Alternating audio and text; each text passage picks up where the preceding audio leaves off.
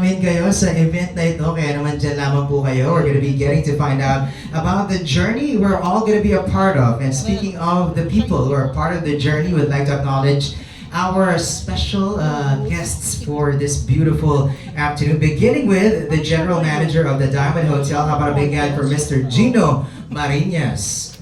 So, magandang hapon po sa inyo. Also joining us is, of course, the OIC of the Department of Tourism, Culture, and the Arts of Manila. Panapakan natin si Miss Crystal Bagaching. Hello. I love the Filipiniana. It's getting colorful, just like the summer weather that we have right now. The Executive Vice President of the Miss Universe Philippines, panapakan natin Mr. Voltaire Tayag. Hello, looking so fine. And of course, we have the Senior Vice President of GMA Programming, Sparkle, and GMA Worldwide Group, Miss Annette Gozon. Looking lovely as well. And of course, ang pinaka-kapitapitagan at pinaka-poging mayor na meron kami dito sa City of Manila. Palapakan naman natin, Honorable Mayor Isko Moreno Dumagoso. Mayor, nice to see you again. And of course, thank you so much everybody for being here, our friends from the media and the press. Thank you for taking time for this very special event that we are having right now. So at this moment, ladies and gentlemen, we're going to be revealing already what's up for us in this coming season of Miss Manila. And she is the perfect lady to tell us more about it because she is the true Manila girl, through and through, since birth. How about a big hand for Miss Crystal Bagaching? Miss Crystal.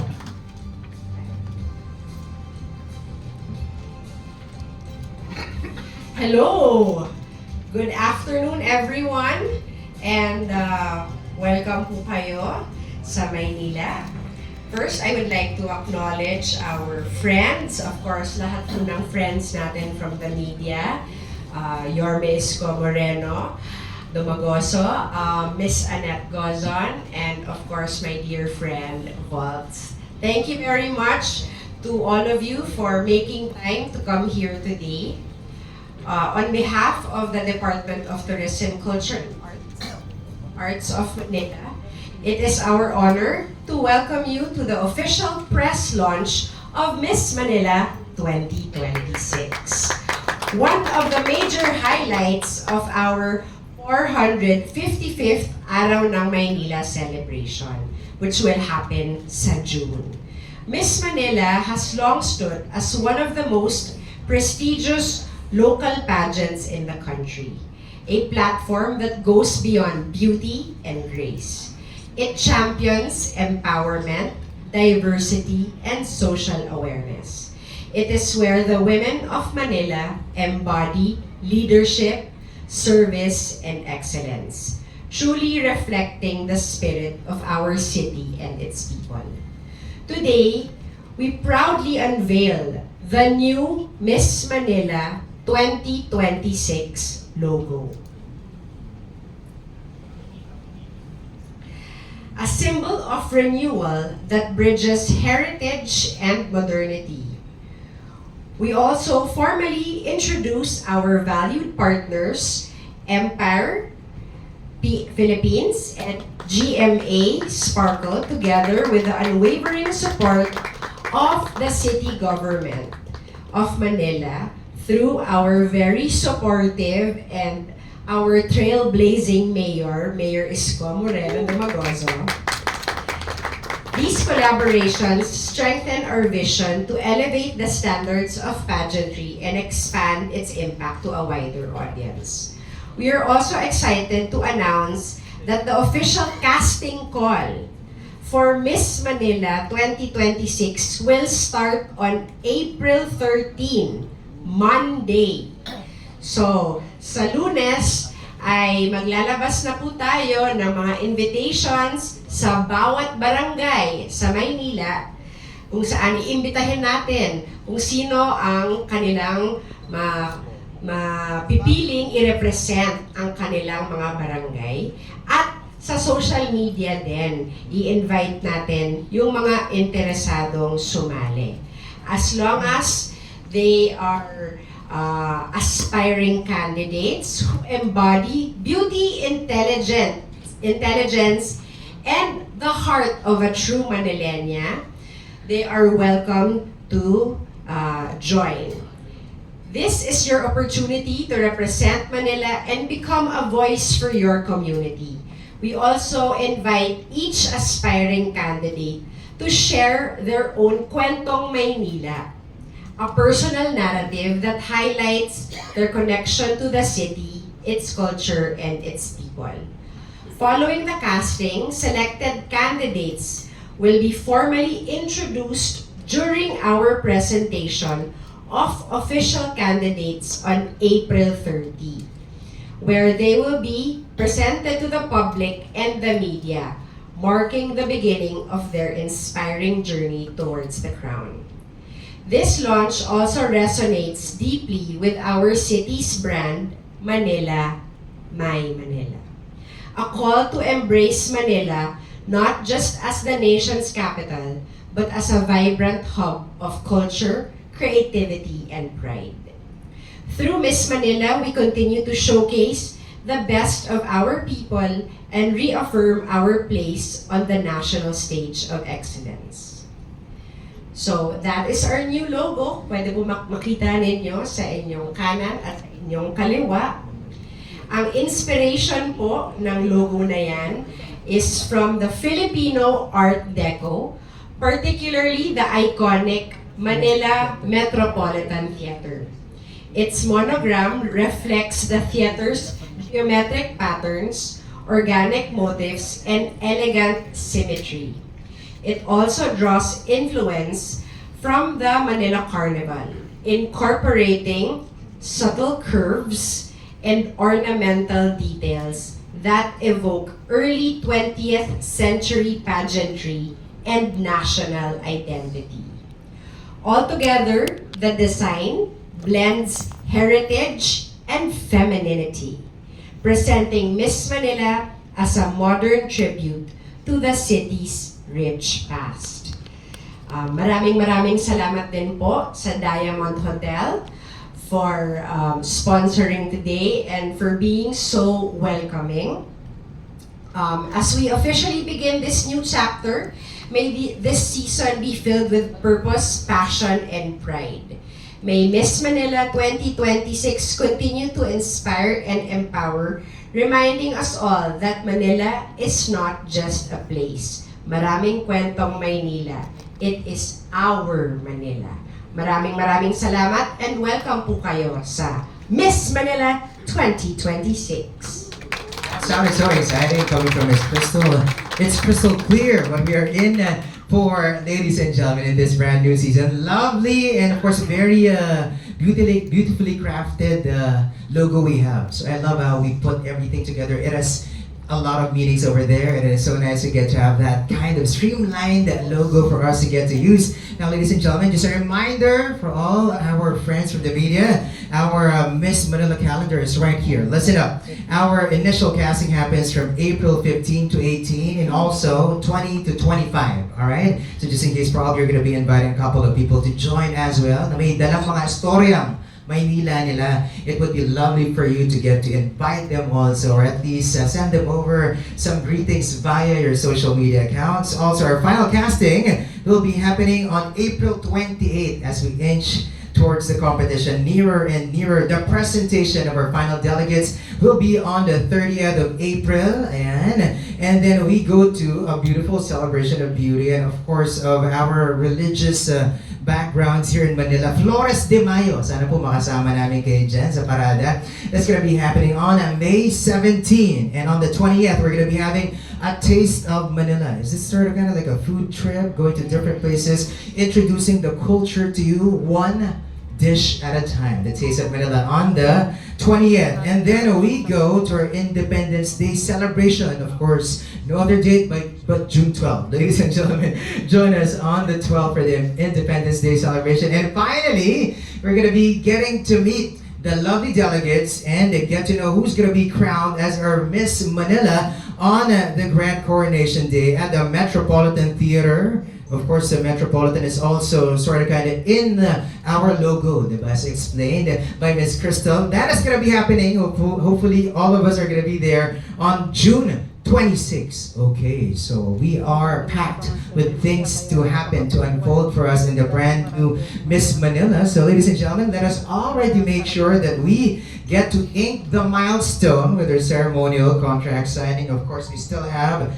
joining us right here for this event, Ms. Crystal Bagaching, our OIC of Department of Tourism, Culture and the Arts of Manila, or DTCAM, Mr. Walter Tayag, Executive Vice President of the Miss Universe Philippines Organization, Ms. Annette Gozon, the Senior Vice President of GMA Program, Sparkle and GMA Worldwide Group, and of course, our Honorable Mayor of the City of Manila, Mayor Isko Moreno Dumagoso. Ladies and gentlemen, please put out your cameras and take a video or photos of this historic milestone, the contract signing, as we unveil the brand new Miss Manila brand. Again, it is going to be an exciting competition where we're going to be getting to know more about Manila with the different stories of the different women joining Miss Manila, and we are so excited also that you're going to be a part of this storytelling, because someone or some way somehow we have all been a part of Manila. Maybe you've been in school here, you've been to Intramuros at the very least, ladies and gentlemen, and whatnot. Again, Kwentong Maynila, yan po ang i-share natin. Let's have a photo opportunity with all our VIPs on stage, and of course showing the proof that together we are in this for the brand new Miss Manila as we celebrate the 455th anniversary of the City of Manila. Wow, and we are all a part of it. Amazing.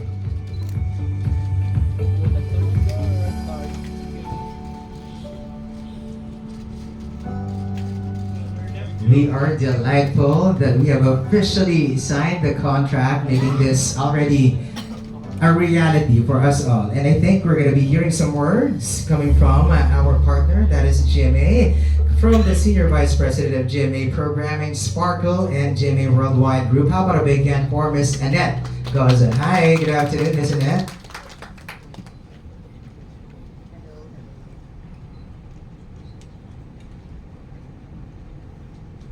Hello, good afternoon to everyone.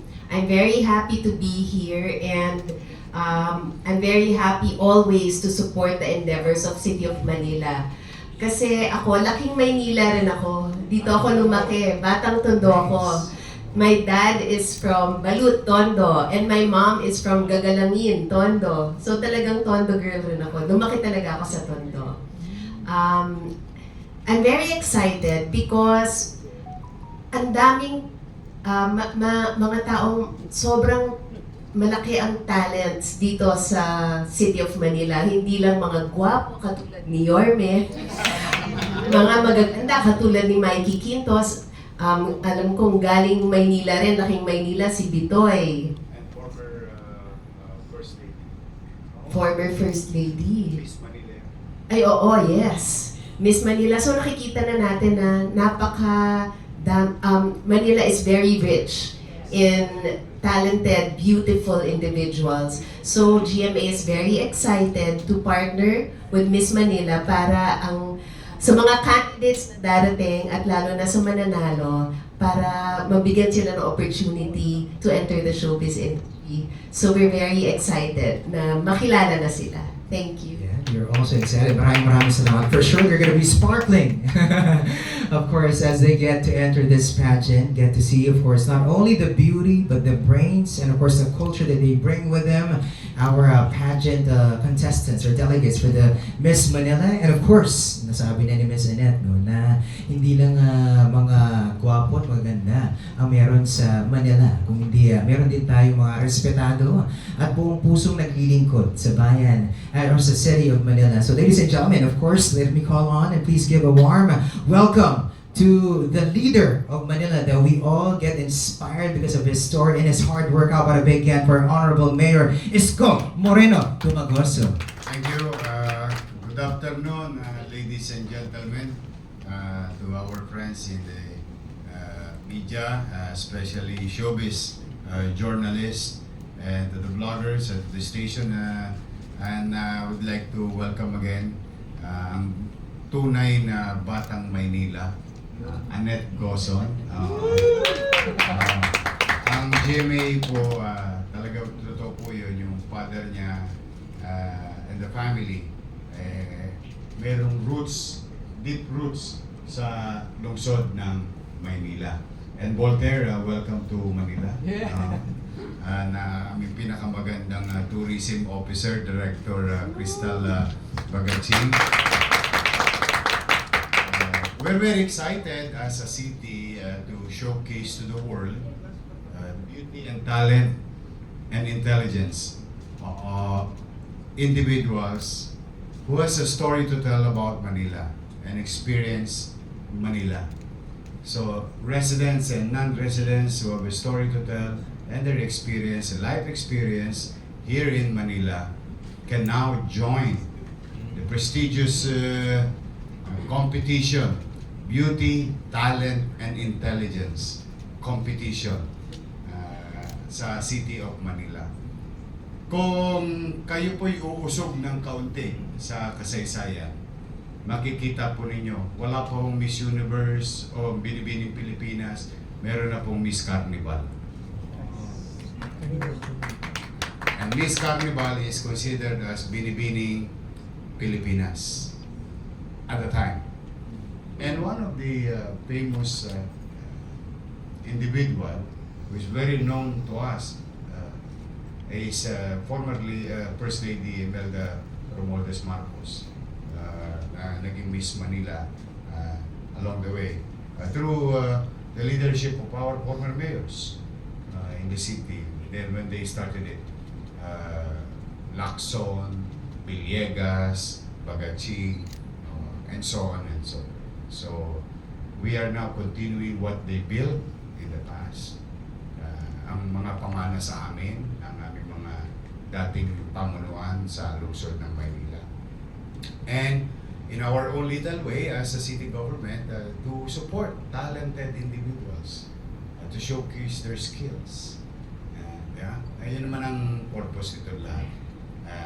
And I am also grateful to GMA 7 and Empire PH joining and helping, and actually not only join, taking the lead of our activities in the city.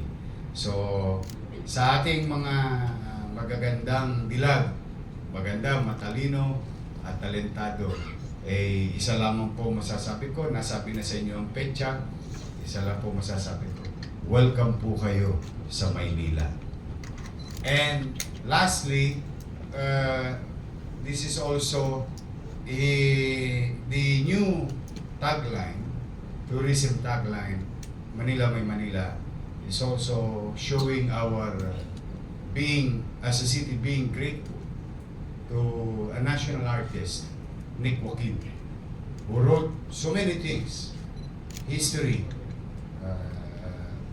Itong si Nick Joaquin ay may isang libro po yan na baka inaalikabukan na sa mga library ninyo, buksan po ninyo. Pag nakita nyo po doon yung inilathala, isinulat ni Nick Joaquin, talaga pong maiisip ninyo, ang lalim pala talaga ng bahagi ng Maynila sa buong Pilipinas pagpatungkol sa kasaysayan at kaganapan. Kaya minabuti namin ibalik yung salitang Maynila May Manila so that it's telling you it is not only our Manila, it is your Manila, your Manila, your Manila. It's my Manila. Because one way or another, kung hindi man kayo, lalo na ang kabataan ngayon, sigurado ako one way or another, generally speaking, your parents and grandparents have a story to tell about Manila.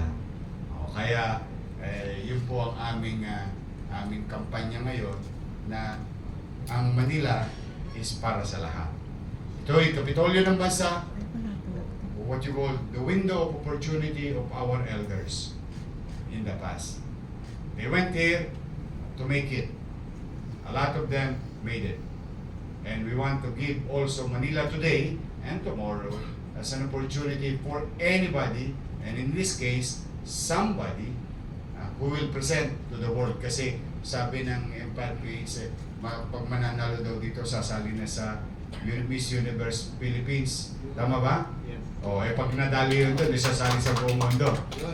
That's why this is an opportunity for everyone. So muli sa inyong lahat, to Mama Ned, thank you very much, to the GMA family, Empire, and to the BTCAM family, and sa inyong lahat. Maraming salamat po. Welcome po kayo sa Maynila. Palakpakan naman natin. Ating buting Mayor, maraming salamat po. Nakakatuwa talaga na, alam mo yung Mayor natin ay sumusuporta din sa talento at ganda ng mga taga Manila at ng buong Pilipinas. Ika nga kasi nga, ire-representa ang buong Pilipinas sa mundo, just in case, for the Miss Universe Philippines or the Miss Universe already. And I love the story of Manila, my Manila, nung sinabi pa lalo ng ating mayor, no, kung bakit nga ba binabalik yun, no, from Nick Joaquin, one of our national artists. Nakakatuwa, no, because I also would love to point out that somehow when we say Manila, my Manila, parang nagkakaroon, syempre, apart from pride, responsibility na akin to eh. Anong gagawin ko sa Maynila ako? And it's so nice that we are given that right, privilege, and that responsibility as well. Kaya naman, the responsibility belongs to you right now. We are opening the floor for questions from you, our friends from the media. Okay, sino bang mauuna? Balita ko, sa letter A muna tayo. Sir Arman? Armin. Armin, yeah. Hi, good afternoon. Congratulations on the new partnership. I'd like to know what can pageant fans expect from the relaunch or the rebirth of the Miss Manila pageant? Anyone can answer, Ms. Bagatsing or Mayor Escobar? Thank you, Armin, for that question. What can they expect? Aside from the new logo, iikot po ang mga candidates. They will be going around Manila. They will see how beautiful and vibrant Manila is. Magpo-food trip sila sa Binondo, sa Fusion Alley. They will check out the historical and heritage sites of Manila and Intramuros, and many more. And they will participate in the events of Manila, such as the Flores de Mayo and the Araw ng Maynila activities that we have in June. So abangan po ninyo yan. They have a full calendar. Hindi lang namin ilabas lahat ng activities now, so that you have something to look forward to. That's right. Para may konting pang-excite. Yes, volunteer. No, I'd like to add to. Sorry. I'd like to add. May upside lang. May upside ngayon yung mga mananalo. Kasama namin ng GMA sa Yun. Yun ang upside dito. That's what they're going to expect more. That once you win, or manalo ka, may garantiya, ta-artits ka na ng Yun. Smarker. Alam niya. Pagkayari pa, mamukat-mukat mo, sasali ka sa binibining Pilipinas. Pag nadali mo yun, di pwede ka na sa Miss Universe. Yun. Di ba? Miss Universe, tama. Diretso na sa Miss Universe Philippines. Ibig sabihin, there is a ladder to greatness. Yes. And Miss Manila is the point A. Point B is GMA. And Yes. point C is The Miss universe. It's a long journey for somebody, but we're very happy to open the doors like what our forefathers, the former leaders of the city of Manila, open its doors for other Filipinos or mga ninuno natin na window of opportunity ang city of Manila. True that. From the OG Festival Queen, no? To now, Miss Universe. Coming from Miss Universe. Miss OG Universe. Festival Queen. Hindi naman. No, but first, Mayor, I'm proud to say I can say this is my Manila also. Yeah. Because taon-taon nagbabayad ako ng buwis sa condo ko behind Diamond Hotel. Yun. So yes, I belong. Puro taga Manila pala nandito sa Yes. Hong Kong. Yes. No, but one of the things that I want to add to this is what you see here on this table. When we started the local directorship program in Miss Universe Philippines, this is what we had envisioned. People in government, the local government units, the mayor, the important people in the community who have that desire to promote the people and their community. When you have these people behind supporting the delegates, you have that the professionalism, the credibility, and the passion to support them. These are the types of people that we want supporting the delegates of Miss Universe Philippines. Because to be a Miss Universe Philippines delegate, it's not an easy task. It really takes a village. It takes an entire city, a province. And I hope that this becomes the role model for the coming years, for the coming months, for the other provinces to follow suit. That this is what the local directorship program of Miss Universe Philippines should be like. Amazing. True that, but it's lovely really to see the different parts of the community, diba? Of course, the LGU would be nice for all the local directors then. And so hopefully this will set the pace for the rest of our local directors. Would be nice to replicate it all over. Yes, hi. Good Hi, afternoon. good afternoon. My name is Peter from Critical Beauty Philippines. My question is for Miss Crystal. What are the requirements in joining Miss Manila, Nice. and what are the prizes at stake? Yun. Apart from the fame from Sparkle and of course from Miss Universe.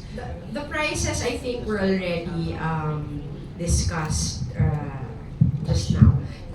GMA Sparkle contract and a shot and a place at the Miss Universe Philippines. Automatic na yun, di ba? Now, the other question is requirements. Well, a minimum height of 5'6". Hindi pala candidate yung kanina. And someone, a lady or a woman who has lives in Manila, has relatives in Manila, worked in Manila, studied in Manila, with a minimum age of 18, tama ba? 18. Natural born. And then up to Yes. minimum age of 18 at the very least. Natural born woman, yes. Cash prizes, we have cash prizes. Yes, Mayor. Peter, steady ka lang saglit. Wait lang. Sigurado ako. Kasi gusto namin muna makita. Tama naman si Peter. Peter Yes, was of very course. right in asking the question. And the cash prize will be publicly announced later. Because we don't want that the cash prize is the North Star Yeah. of the competition. It's the prestige of being in Sparkle as an artist and a shot to Miss Universe Philippines. And these two alone is any Jando and any Mary, for that matter, can wish Yeah. to be part of, di ba? Kaya yung jumping board mo is Miss Manila, Right. then to stardom, to great the The crown. universe. Pero sigurado ako, Peter, ayoko lang pag-usapan masyado yung cash prize ngayon kasi may crisis. But this gonna happen in June. So we'll surprise you. Yun. At least we're up for a surprise. Come June. But yeah, good call. Mayor, thank you, Peter, for that question. Who's gonna be next? We're gonna be handing the microphone to you. Just raise your hand. Hi. Hey, hello. Good afternoon. By the way, I'm Nolly for OPM Worldwide. Okay.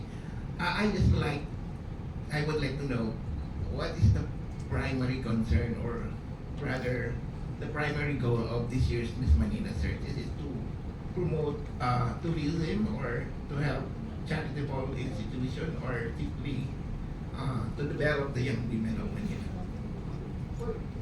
Well, first things first, we owe it to our mga ninuno namin. It put a dent in history of what he did in the past.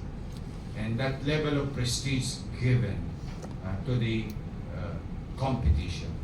So we wanted to revive it and utilize it as a matter of one of the forms to invite tourists in the city, in historical city of Manila. As you all know, by this time, since July, the DTCAM, through the leadership of Director Babetsi, we've been catering to segmentized tourism. We have this food tourism, we have this architectural tourism, activity tourism, and this time competition portion, and showcase talents and beauty of the city. This is one of the tourism approach of the city, and hopefully the national government, for that matter, DOT, will join and participate in this but this is the capital of the country. Medyo prestisyoso naman itong competition. So, to sum it up, it's yes, usually the front end of these activities is about tourism. Pero marami siyang subliminal or what you call snowball effect to our city as LGU and capital of the country. Very well put. Actually, multi-layer for sure, but then syempre tourism at the forefront because we're facing beauty as in through this pageant. But thank you, Mayor. All right, we have more questions for sure. Hello. Usilak, ikaw pa taga-Tondo ka, di ba? Ilang taon ka na? Busilak, napakaganda naman ng iyong pangalan. Magandang hapon sa iyo. Welcome to Manila. Hi, I'm Charlize from Business Mirror. Besides being the voice of the youth, what are the duties and responsibilities of the new Miss Manila? The duties and responsibilities of Miss Manila will be the ambassadress of not just good vibes, but also ambassadress of the projects that we will have in Manila. So, championing tourism, promoting tourism, and all our social awareness activities as well for the whole year ng kanyang reign. There we go. Ambassadors. We're looking for the ambassadors. Magpapatuloy ng mga storya ng Maynila at maraming salamat sa pakikipag-istorya sa amin ngayong hapong ito. We are wrapping up already our Q&A portion. A big hand for all our VIPs right here and for all of you for joining us. You are our VIPs, making sure that the world, at least Manila and the Philippines, would know what we are doing right here for Manila and the universe. Ladies and gentlemen, thank you all for coming. Muli po, maraming salamat for joining us this afternoon. Again, this is Manila, my Manila. My name is Jasper Tionson. God bless you all. And let us all welcome the new Miss Manila. Salamat po. Let's have a photo opportunity at this moment. Of course, we're going to be having our VIPs to stay right here in the middle. And we are